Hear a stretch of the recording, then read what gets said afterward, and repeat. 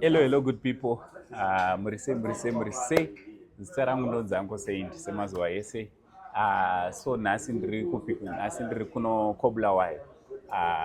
Panapa pandiri panonzi Da Vinci Grill. Iri pakona 13 na Main Street. Handiti Bulawayo. I think vanopaziva kuti kana chikafu panowanikwa chikafu chiri nani chaizvo. Handiti panowanikwa chikafu chiri nani. Kuti ukapindawo ukarasikirawo muBulawayo unokwanisa kungoyo uchidya panapa. Chikafu chavo chinoita $3.50. Ndachitenga ini changu chandiri kudya ndatenga $3.50 chinova roadrunner nerice. Ndofunga muri kungozviona chikafu chandiri kuda kudya panapa. Ndoda kupai update yandoda kupai ndeyenyaya yatiri kunyanyofambira kuno kuBulawayo yaMr. Sinos Ruvengo nemwanakomana wavo. Toda kumbokuonesaiwo kuti mutemo unoti kudii panyaya dzakadaiwo. Nyaya dzakadai kana chinge dzanetsa mutemo unodzigamuchira sei. Handiti rega nditaure ndichidya. Ngandaure ndichidya. So nyaya iyi yandiita kuti ndinge ndinotaura ma-experts munyaya dzezvemutemo zvakanyanya, especially maringe neestate inenge yasiyiwa nemunhu kana achinge afa, especially kana paine espouse ichiri ipenyu. That is, kana munhu anenge afa kana achinge asiya spouse yake pamwe chete nevana. So this case yandionesa zvimwe zvezvinhu zvatoda kuti tinge tiri tinotaura kana kuti tinge tiri tinoonesana panapa. Ndofunga vanhu vazhinji vari kutaura vachiti vanhu vazhinji vari kuona nyaya iyi vari kupawo macomments avo akasiyana-siyana. Vamwe vari kusapota Lucky kuti zviri kuitwa naLucky ndizvo chaizvo ari kuprotecta property yamai vake, and then vamwewo vari kuti aiwa Lucky siya property yababa vaite zvavanoda nazvo. But mutemo unotiwo kudii? Mutemo zvaunotaura unoti kana umwe wenyu, kana muri muwanano, kana muri vaviri, umwe wenyu akanzi afa, mutemo unoti zvoni living spouse ndiye anosara achibenefita kuproperty inenge yasara. Zvichizoextenda kuti kana living spouse asisipo zvinozoextenda kuendawo kuvana. Handiti zvinozoextenda kuenda kuvana. Ndo zvinototaura mutemo zvandiri kutotaura izvi. Ndo zviri pamurawo wenyika yeZimbabwe.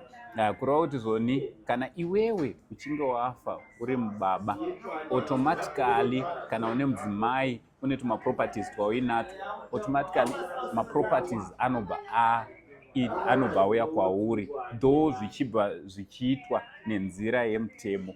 Kana iwe uchinge wazofa, vana vako ndo vanofanira kubenefita pazvinhu izvi. So as long as pane a living spouse, vana havagone kunge vari vanotora kana kuti vanonzi vakuchibenefita kubva paestate. So unless otherwise kana wakasiya iri will, kana wakasiya iri will kuti chakati changu inini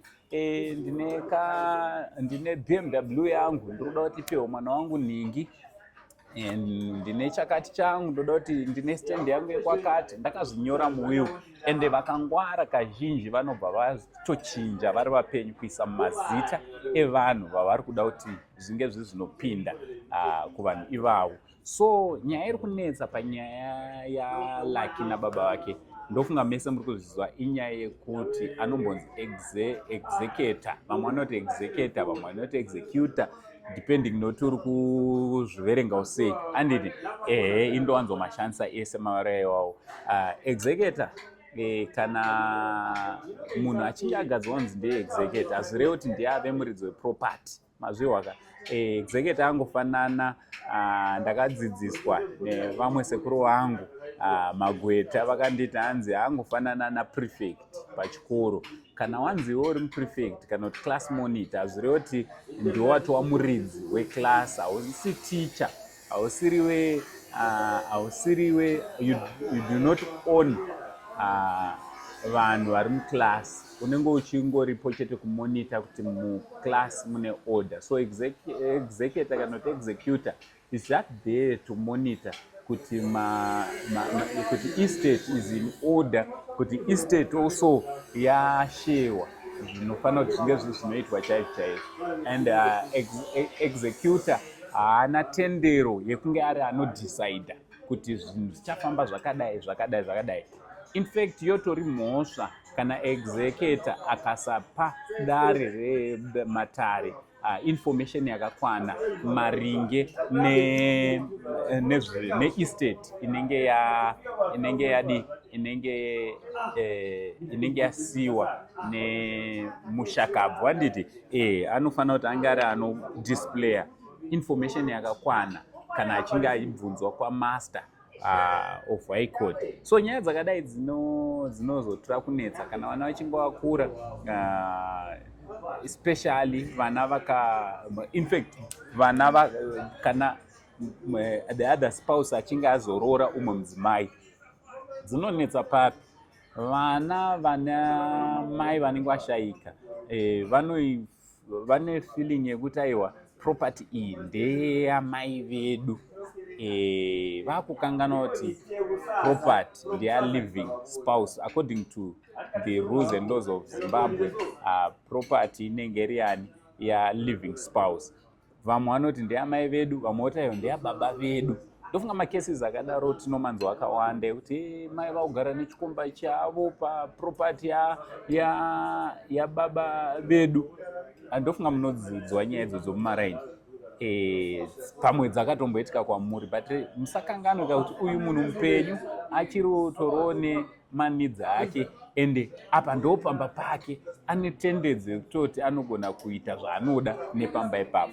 So ndo patasvika nenyaya yana Lucky. Chiri kunetsa ndechekuti Lucky